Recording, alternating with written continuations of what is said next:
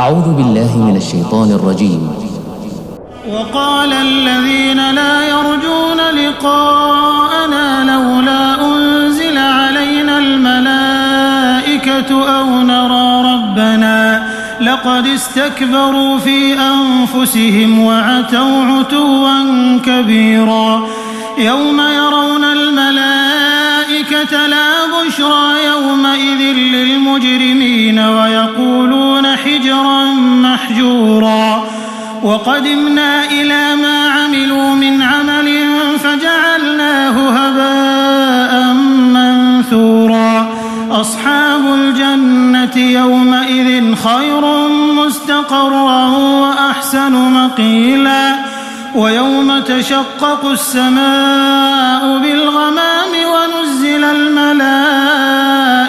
تنزيلا. الملك يومئذ الحق للرحمن وكان يوما على الكافرين عسيرا.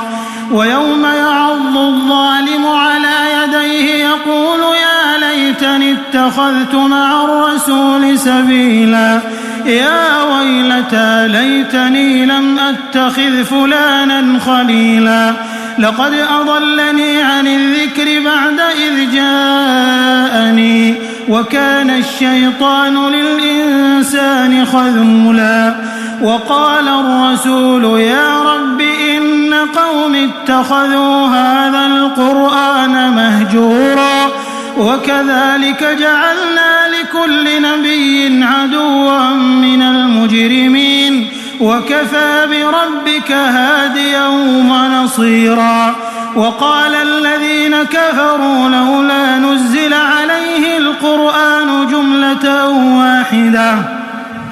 كذلك لنثبت به فؤادك ورتلناه ترتيلا. ولا يأتونك بمثل إلا جئناك بالحق وأحسن تفسيرا. الذين يحشرون على وجوههم إلى جهنم أولئك شر مكانا وأضل سبيلا. ولقد آتينا موسى الكتاب وجعلنا معه أخاه هارون وزيرا. فقلنا اذهبا إلى القوم الذين كذبوا بآياتنا فدمرناهم تدميرا. وقوم نوح لما كذبوا الرسل أغرقناهم وجعلناهم للناس آية وأعتدنا للظالمين عذابا أليما. وعادا وثمود وأصحاب الرس وقرونا بين ذلك كثيرا. وكلا ضربنا له الأمثال وكلا تبرنا تتبيرا. ولقد أتوا على القرية التي أمطرت مطر السوء أفلم يكونوا يرونها بل كانوا لا يرجون نشورا. وإذا رأوك إن يتخذونك إلا هزوا أهذا الذي بعث الله رسولا. إن كاد ليضلنا عن آلهتنا لولا أن صبرنا عليها. وسوف يعلمون حين يرون العذاب من أضل سبيلا. أرأيت من اتخذ إلهه هواه أفأنت تكون عليه وكيلا. أم تحسب أن أكثرهم يسمعون أو يعقلون إن هم إلا كالأنعام بل هم أضل سبيلا. ألم تر إلى ربك كيف مد الظل ولو شاء لجعله ساكنا ثم جعلنا الشمس عليه دليلا ثم قبضناه إلينا قبضا يسيرا.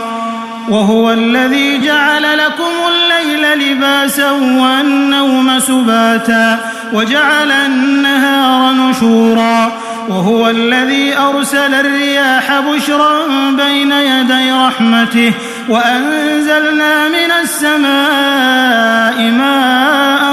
طهورا. لنحيي به بلدة ميتا ونسقيه مما خلقنا أنعاما وأناسيا كثيرا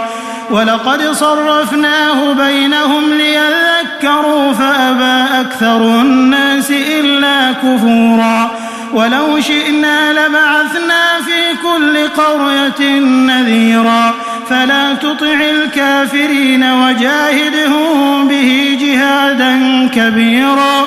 وهو الذي مرج البحرين هذا عذب فرات وهذا ملح أجاج وجعل بينهما برزخا وحجرا محجورا وهو الذي خلق من الماء بشرا فجعله نسبا وصهرا وكان ربك قديرا ويعبدون من دون الله ما لا ينفعهم ولا يضرهم وكان الكافر على ربه ظهيرا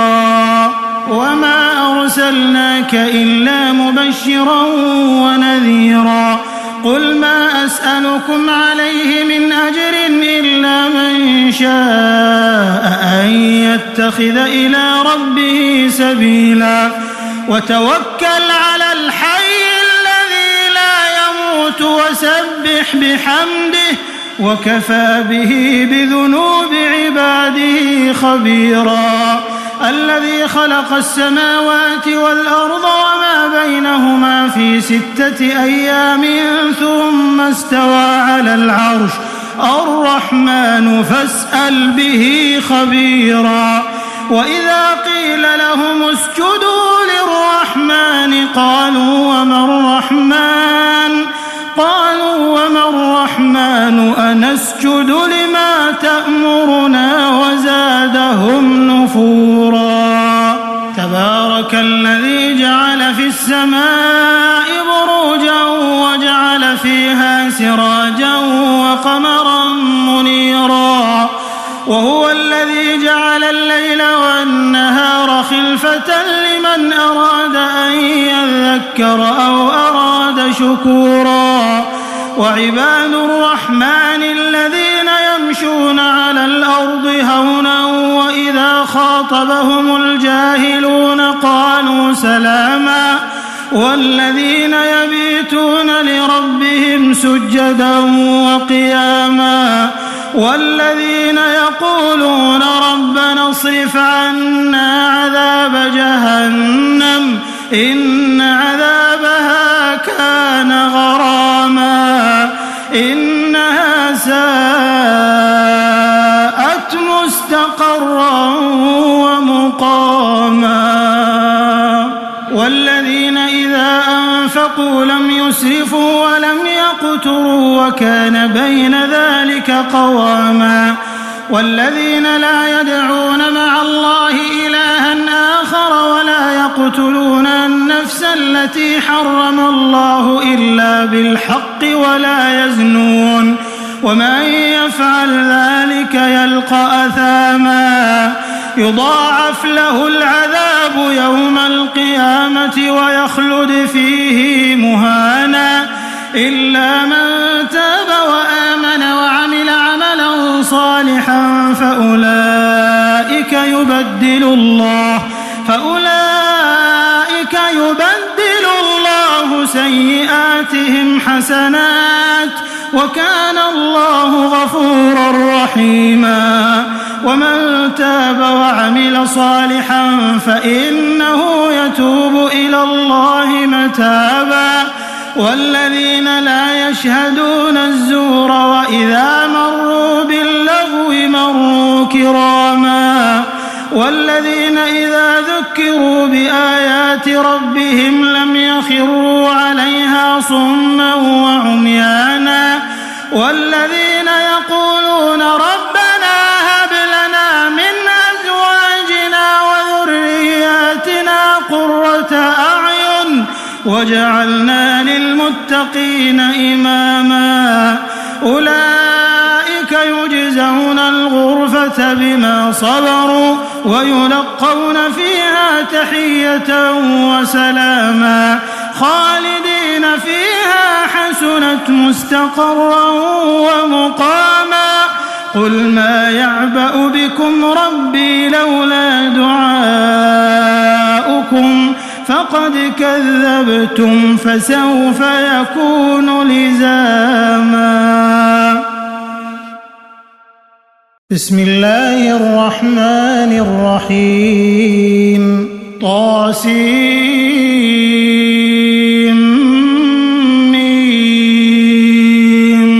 تلك آيات الكتاب المبين لعلك باخع نفسك ألا يكونوا مؤمنين إن نشأ ننزل عليهم من السماء آية فظلت أعناقهم لها خاضعين وما يأتيهم من ذكر من الرحمن محدث إلا كانوا عنه معرضين فقد كذبوا فسيأتيهم أنباء ما كانوا به يستهزئون أولم يروا إلى الأرض كم أنبتنا فيها من كل زوج كريم إن في ذلك لآية وما كان أكثرهم مؤمنين وإن ربك لهو العزيز الرحيم وإذ نادى ربك موسى أن ائت القوم الظالمين قوم فرعون ألا يتقون قال رب إني أخاف أن يكذبون ويضيق صدري ولا ينطلق لساني فأرسل إلى هارون ولهم علي ذنب فأخاف أن يقتلون قال كلا فاذهبا بآياتنا إنا معكم مستمعون فأتيا فرعون فقولا إنا رسول رب العالمين أن أرسل معنا بني إسرائيل قال ألم نربك فينا وليدا ولبثت فينا من عمرك سنين وفعلت فعلتك التي فعلت وأنت من الكافرين قال فعلتها إذا وأنا من الضالين ففررت منكم لما خفتكم فوهب لي ربي حكما وجعلني من المرسلين وتلك نعمة تمنها علي أن عبدت بني إسرائيل قال فرعون وما رب العالمين قال رب السماوات والأرض وما بينهما إن كنتم موقنين قال لمن حوله ألا تستمعون قال ربكم ورب آبائكم الأولين قال إن رسولكم الذي أرسل إليكم لمجنون قال رب المشرق والمغرب وما بينهما إن كنتم تعقلون قال لئن اتخذت إلها غيري لأجعلنك من المسجونين قال أولو جئتك بشيء مبين قال فأت به إن كنت من الصادقين فألقى عصاه فإذا هي ثعبان مبين ونزع يده فإذا هي بيضاء للناظرين قال للملأ حوله إن هذا لساحر عليم يريد أن يخرجكم من أرضكم بسحره فماذا تأمرون قالوا أرجه وأخاه وابعث في المدائن حاشرين يأتوك بكل سحار عليم فجمع السحرة لميقات يوم معلوم وقيل للناس هل أنتم مجتمعون لعلنا نتبع السحرة إن كانوا هم الغالبين فلما جاء السحرة قالوا لفرعون أئن لنا لأجرا إن كنا نحن الغالبين قال نعم وإنكم إذا لمن المقربين قال لهم موسى ألقوا ما أنتم ملقون فألقوا حبالهم وعصيهم وقالوا بعزة فرعون إنا لنحن الغالبون فألقى موسى عصاه فإذا هي تلقف ما يأفكون فألقي السحرة ساجدين قالوا آمنا برب العالمين رب موسى وهارون قال آمنتم له قبل أن آذن لكم إنه لكبيركم الذي علمكم السحر فلسوف تعلمون لأقطعن أيديكم وأرجلكم من خلاف ولأصلبنكم أجمعين قالوا لا ضير إنا إلى ربنا منقلبون إنا نطمع أن يغفر لنا ربنا خطايانا أن كنا أول المؤمنين وأوحينا إلى موسى أن أسر بعبادي إنكم متبعون فأرسل فرعون في المدائن حاشرين إن هؤلاء لشرذمة قليلون وإنهم لنا لغائظون وإنا لجميع حاذرون فأخرجناهم من جنات وعيون وكنوز ومقام كريم كذلك وأورثناها بني إسرائيل فأتبعوهم مشرقين فلما تراءى الجمعان قال أصحاب موسى إنا لمدركون قال كلا إن معي ربي سيهدين فأوحينا إلى موسى أن اضرب بعصاك البحر فانفلق فكان كل فرق كالطود العظيم وأزلفنا ثم الآخرين وأنجينا موسى ومن معه أجمعين ثم أغرقنا الآخرين إن في ذلك لآية وما كان أكثرهم مؤمنين وإن ربك لهو العزيز الرحيم واتل عليهم نبأ إبراهيم إذ قال لأبيه وقومه ما تعبدون قالوا نعبد أصناما فنظل لها عاكفين قال هل يسمعونكم إذ تدعون أو ينفعونكم أو يضرون قالوا بل وجدنا آباءنا كذلك يفعلون قال أفرأيتم ما كنتم تعبدون أنتم وآباؤكم الأقدمون فإنهم عدو لي إلا رب العالمين الذي خلقني فهو يهدين والذي هو يطعمني ويسقين وإذا مرضت فهو يشفين والذي يميتني ثم يحيين والذي أطمع أن يغفر لي خطيئتي يوم الدين رب هب لي حكما وألحقني بالصالحين واجعل لي لسان صدق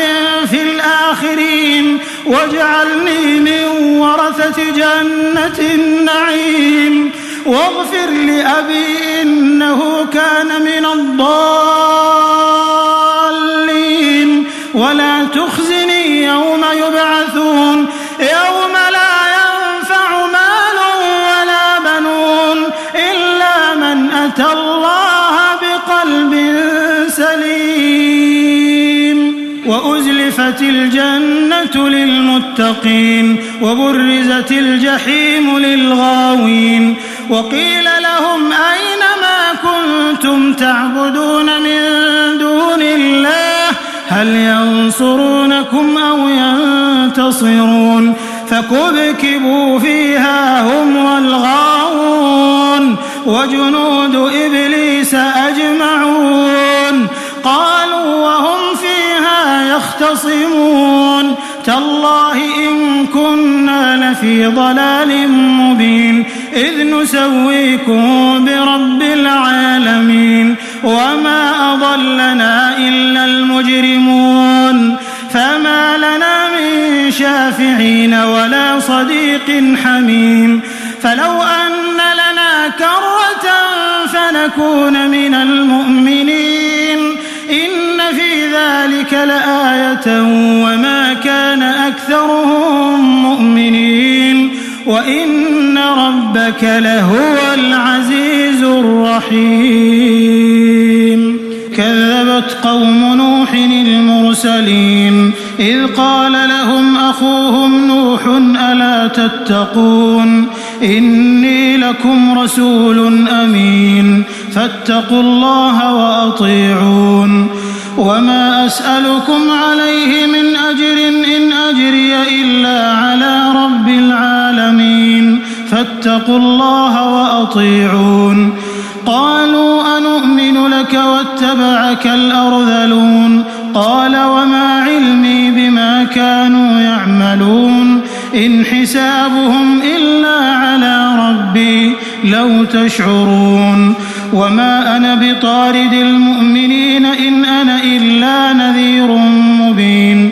قالوا لئن لم تنته يا نوح لتكونن من المرجومين قال رب إن قومي كذبون فافتح بيني وبينهم فتحا ونجني ومن معي من المؤمنين فأنجيناه ومن معه في الفلك المشحون ثم أغرقنا بعد الباقين إن في ذلك لآية وما كان أكثرهم مؤمنين وإن ربك لهو العزيز الرحيم كذبت عاد المرسلين إذ قال لهم أخوهم هود ألا تتقون إني لكم رسول أمين فاتقوا الله وأطيعون وما أسألكم عليه من أجر إن أجري إلا على رب العالمين أتبنون بكل ريع آية تعبثون وتتخذون مصانع لعلكم تخلدون وإذا بطشتم جبارين فاتقوا الله وأطيعون واتقوا الذي أمدكم بما تعلمون أمدكم بأنعام وبنين وجنات وعيون إني أخاف عليكم عذاب يوم عظيم قالوا سواء علينا أوعظت أم لم تكن من الواعظين إن هذا إلا خلق الأولين وما نحن بمعذبين فكذبوه فأهلكناهم إن في ذلك لآية وما كان أكثرهم مؤمنين وإن ربك لهو العزيز الرحيم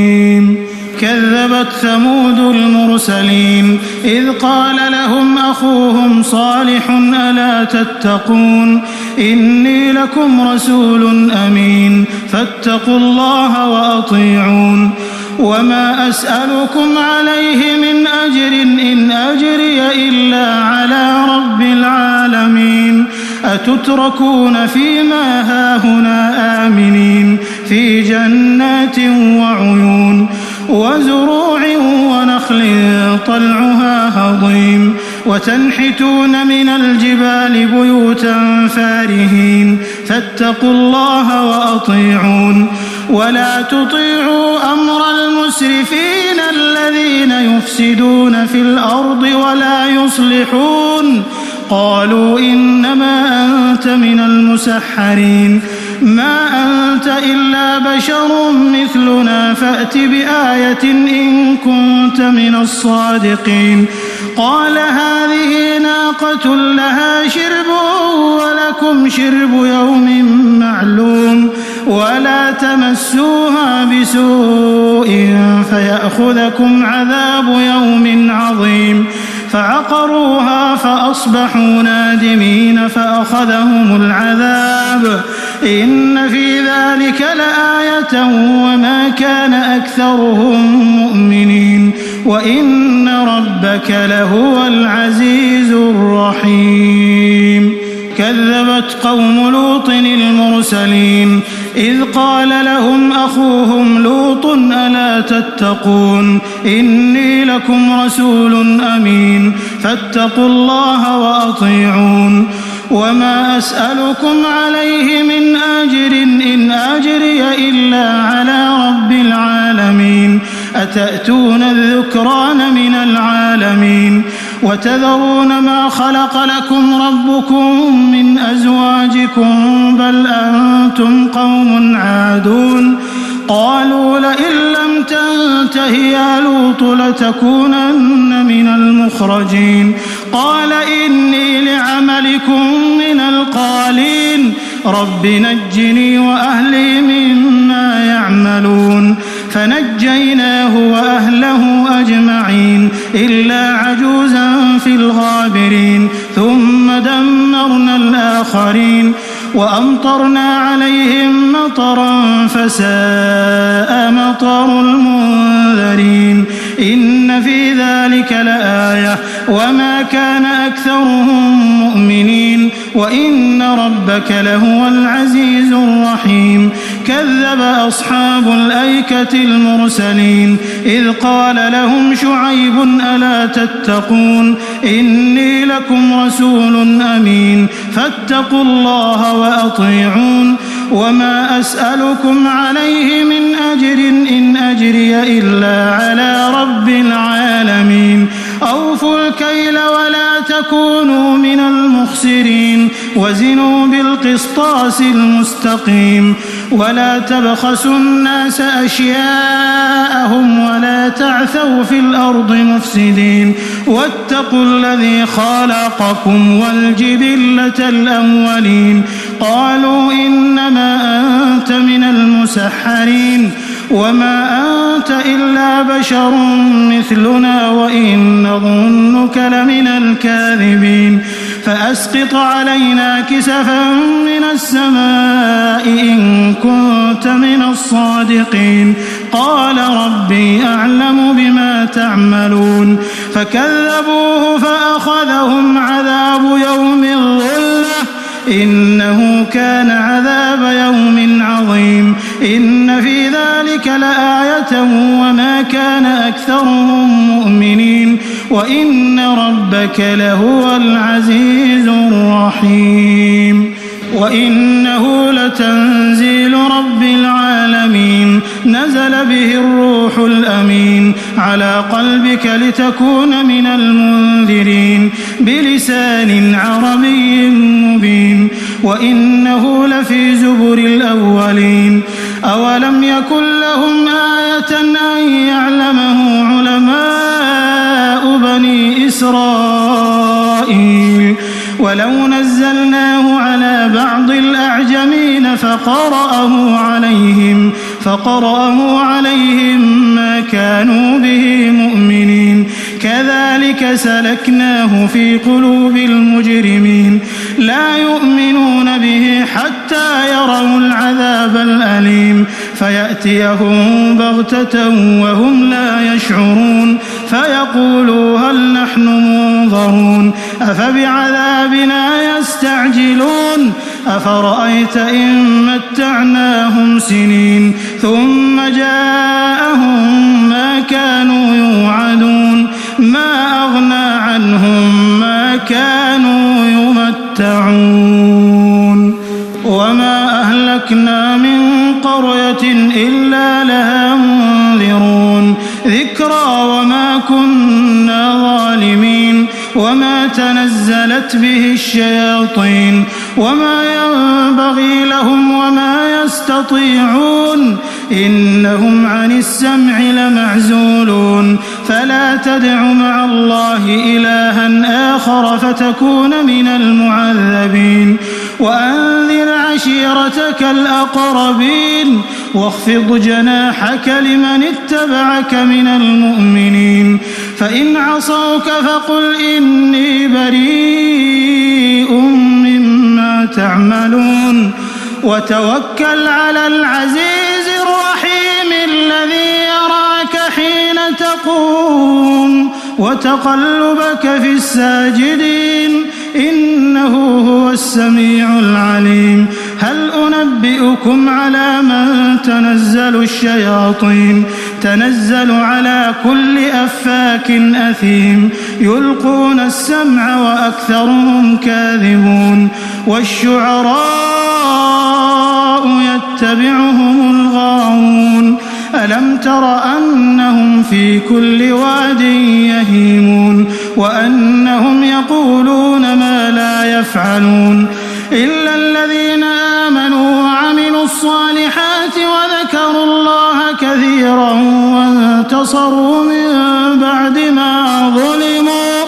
وسيعلم الذين ظلموا أي منقلب ينقلبون. بسم الله الرحمن الرحيم طاسين تلك آيات القرآن وكتاب مبين هدى وبشرى للمؤمنين الذين يقيمون الصلاة ويؤتون الزكاة وهم بالآخرة هم يوقنون إن الذين لا يؤمنون بالآخرة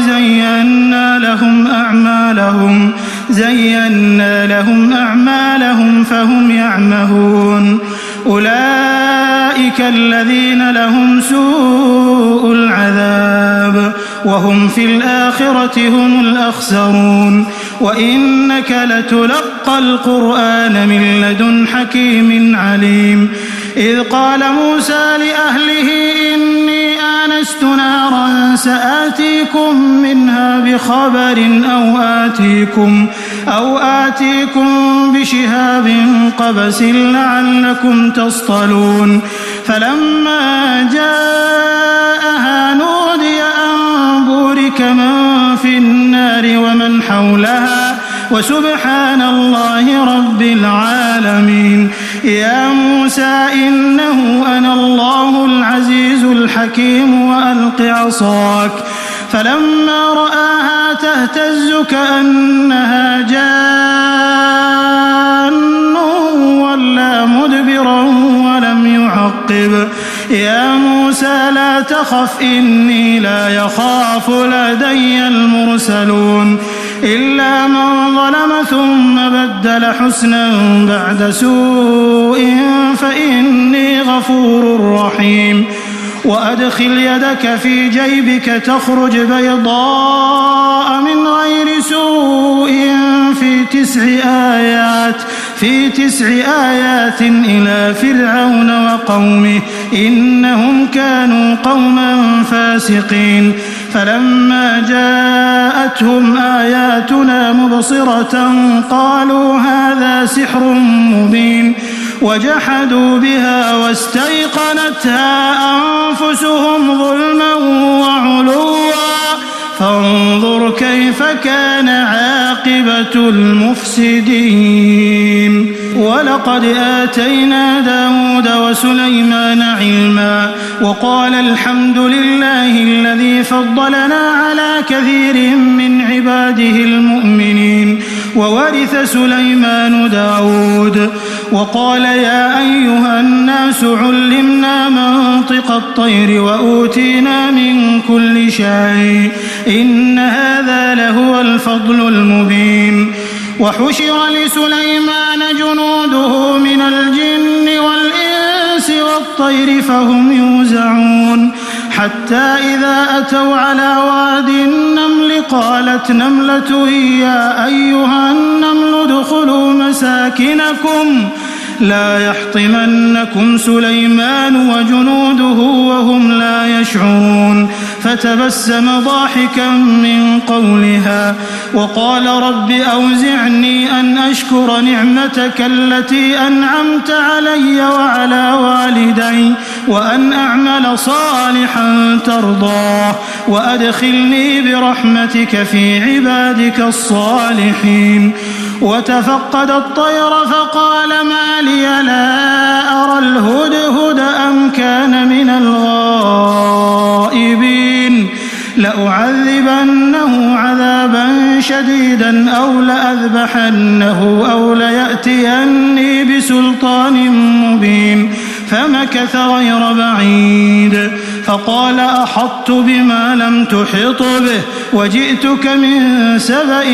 بنبأ يقين إني وجدت امرأة تملكهم وأوتيت من كل شيء ولها عرش عظيم وجدتها وقومها يسجدون للشمس من دون الله وزين لهم الشيطان أعمالهم فصدهم عن السبيل فهم لا يهتدون ألا يسجدوا لله الذي يخرج الخبأ في السماوات والأرض ويعلم ما تخفون وما تعلنون الله لا إله إلا هو رب العرش العظيم قال سننظر أصدقت أم كنت من الكاذبين اذهب بكتابي هذا فألقه إليهم ثم تول عنهم فانظر ماذا يرجعون قالت يا أيها الملأ إني ألقي إلي كتاب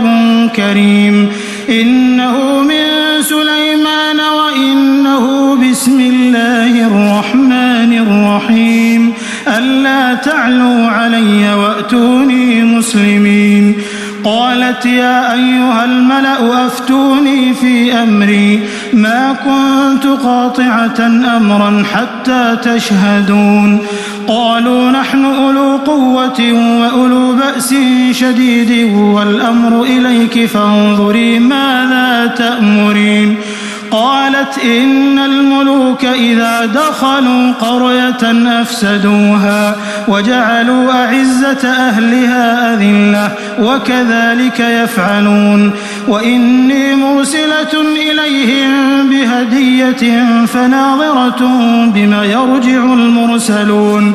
فلما جاء سليمان قال أتمدونني بمال فما آتاني الله خير مما آتاكم بل أنتم بهديتكم تفرحون ارجع إليهم فلنأتينهم بجنود لا قبل لهم بها ولنخرجنهم منها أذلة وهم صاغرون قال يا أيها الملأ أيكم يأتيني بعرشها قبل أن يأتوني مسلمين قال عفريت من الجن أنا آتيك به قبل أن تقوم من مقامك وإني عليه لقوي أمين قال الذي عنده علم من الكتاب أنا آتيك به قبل أن يرتد إليك طرفك فلما رآه مستقرا عنده قال هذا من فضل ربي ليبلوني أأشكر أم أكفر ومن شكر فإنما يشكر لنفسه ومن كفر فإن ربي غني كريم قال نكروا لها عرشها ننظر أتهتدي أم تكون من الذين لا يهتدون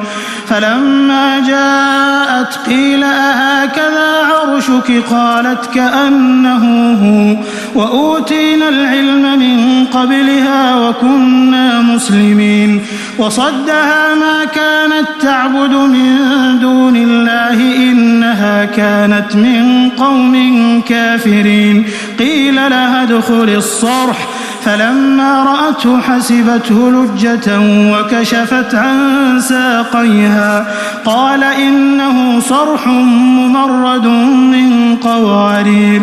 قالت رب إني ظلمت نفسي وأسلمت مع سليمان لله رب العالمين ولقد أرسلنا إلى ثمود أخاهم صالحا أن اعبدوا الله فإذا هم فريقان يختصمون قال يا قوم لم تستعجلون بالسيئة قبل الحسنة لولا تستغفرون الله لعلكم ترحمون قالوا اطيرنا بك وبمن معك قال طائركم عند الله بل أنتم قوم تفتنون وكان في المدينة 9 رهط يفسدون في الأرض ولا يصلحون قالوا تقاسموا بالله لنبيتنه وأهله ثم لنقولن لوليه ما شهدنا مهلك أهله وإنا لصادقون ومكروا مكرا ومكرنا مكرا وهم لا يشعرون فانظر كيف كان عاقبة مكرهم أنا دمرناهم وقومهم أجمعين فتلك بيوتهم خاوية بما ظلموا إن في ذلك لآية لقوم يعلمون وأنجينا الذين آمنوا وكانوا يتقون ولوطا إذ قال لقومه أتأتون الفاحشة وأنتم تبصرون أئنكم لتأتون الرجال شهوة من دون النساء بل أنتم قوم تجهلون